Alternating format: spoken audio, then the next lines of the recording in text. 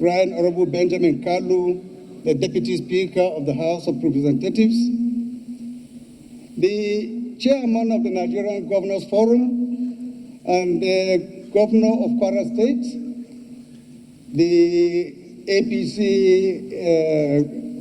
the Governor of the APC Progressive Governors, other governors present here, principal officers of the Senate and the House of Representatives, Excellencies, former presiding officers of the National Assembly, distinguished senators and honorable members of the House of Representatives, distinguished Senator George Akume, Secretary to the Government of the Federation, Right Honorable Femi Bajabiamila, the Chief of Staff to the President,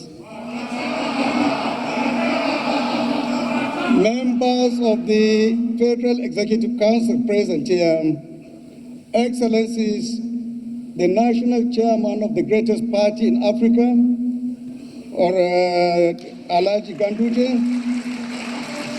other representatives of party chairmen here, head of civil service of the Federation, members of the diplomatic corps, the chairman of the National Assembly Service Commission and his commissioners, clerk to the National Assembly, deputy clerk to the National Assembly, clerk to the Senate and House of Representatives, secretaries of directorates of the National Assembly, head of security agencies, head of federal agencies and parastatals, National Assembly management staff, distinguished invited guests, members of the press, distinguished ladies and gentlemen. On behalf of the House of Representatives and the entire National Assembly, I extend our deepest gratitude to His Excellency President Bola Ahmed Tinubu, GCFR, for presenting the 2025 appropriation bill to this joint session. Today's presentation fulfills a fundamental constitutional mandate and reflects a vision and steadfast commitment to addressing the needs and aspirations of all Nigerians. Over the past 18 months, your administration has taken bold and decisive steps to reform our economy. The removal of fuel subsidy, unification of foreign exchange rates, and introduction of innovative economic policies have laid a solid foundation for sustainable growth and development. While these reforms have demanded short-term sacrifices, they are acts of courage and patriotism. History teaches us that transformative progress often begins with difficult decisions. Examples from China's market reforms, India's liberalization, and South Korea's industrialization have found the enduring benefits of such bold actions.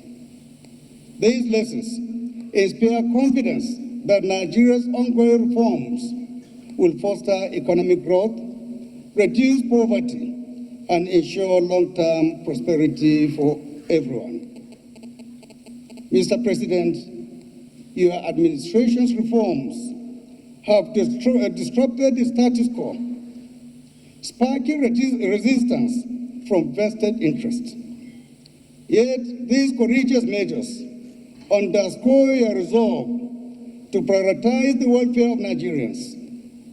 The National Assembly stands ready to support these reforms through legislative backing and to facilitate public engagement for greater understanding and acceptance. Your Excellency, 2024 has been a year of mixed economic fortunes. The National Bureau of Statistics reported GDP growth of 3.46% in the third quarter, up from 3.19% in the second quarter, largely driven by the services sector.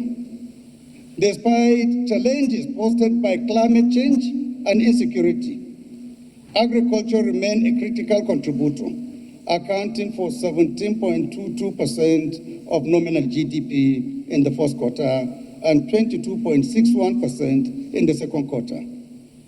However, inflation rising to 33.88% in October, alongside escalating food and energy costs, continue to strain households across the country. Nonetheless, the International Monetary Fund's projection of 3.2% growth for 2025 underscores a positive trajectory if reforms are sustained and structural issues addressed. Mr. President, your international engagements have further reinforced Nigeria's global standing. The agreements from your September 2024 visit to China are set to transform rail transport, enhance digital literacy, boost agriculture, and strengthen national security, while elevating Nigeria-China relationship to a comprehensive strategic partnership. Engagements in France similarly secured 300 million euro for critical sectors, while Brazil's 4.2 billion grant to strengthen agriculture underscores your focus on sustainable growth. Notably, one of your administration's remarkable achievements is advancing local government autonomy, ensuring that resources reach grassroots communities and empowering them to address their specific needs. This commitment to transparency and accountability will have a lasting impact, particularly on our rural communities. Your Excellency, the proposed 2025 budget of 49.7 trillion, which is a 35% increase over 2024, is really ambitious and very commendable. The projections of 4.6% GDP growth, a crude oil price of $75 per barrel, an exchange rate of 1,400 to the dollar, and oil production of 2.06 million barrels per day are bold but very achievable. However, Nigeria's fiscal realities warrant critical reflection. Despite being Africa's most populous nation, with over 220 million people, our 2024 national budget of $36.7 billion remains modest compared to countries with a budget of 160 billion for its only 60 million citizens. Egypt with $110 billion for its 110 million people. Algeria with 60 billion naira, $60 billion for its 45 billion people. And Morocco allocating $50 billion for its only 37 million residents. Indeed, Nigeria's low tax revenue also remain a major consequence.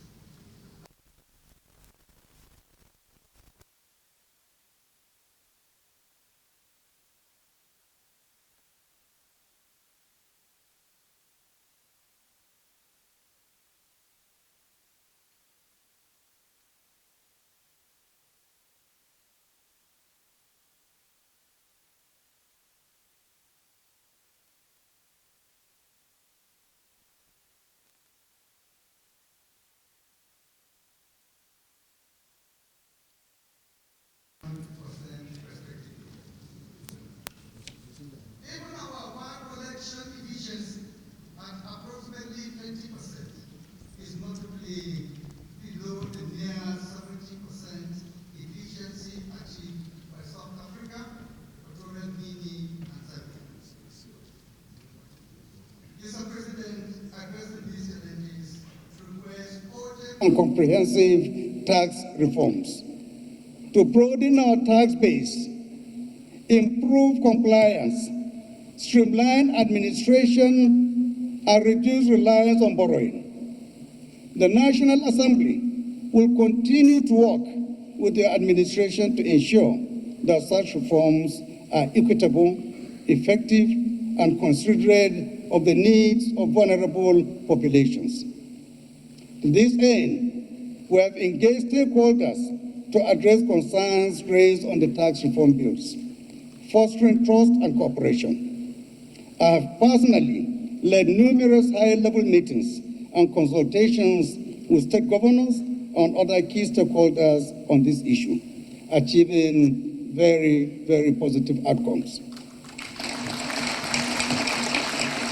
Your Excellency, distinguished colleagues, ladies and gentlemen, as we approach 2025, we must embrace the realities before us with determination.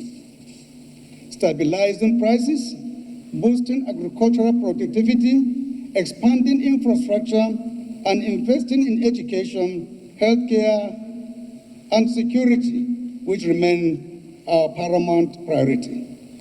To strengthen national unity and build trust, it is essential for the government to communicate its achievements effectively to the Nigerian people. Mr. President, let me assure you that the National Assembly is fully committed to supporting the successful implementation of the 2025 budget. This is not merely your budget. It is a national project requiring collaboration across all arms of government. We will work to ensure its timely passage, provide legislative support for critical reforms, and conduct robust oversight to guarantee transparency and efficiency in its execution.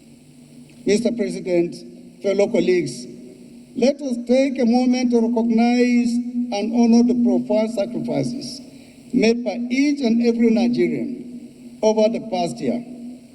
The removal of fuel subsidies, rising inflation, and adjustment to economic policies have created challenges. Yet, these sacrifices are necessary for building a stronger, self-reliant, and prosperous Nigeria. I call on all Nigerians to remain resilient and united in our collective pursuit of a brighter and better Nigeria.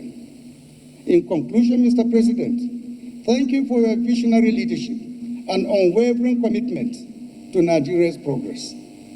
The 2025 budget represents a crucial step towards economic recovery and sustainable development.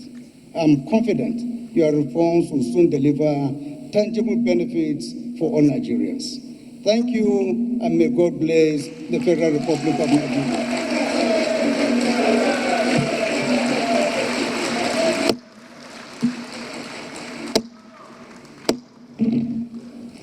Right, honorable members.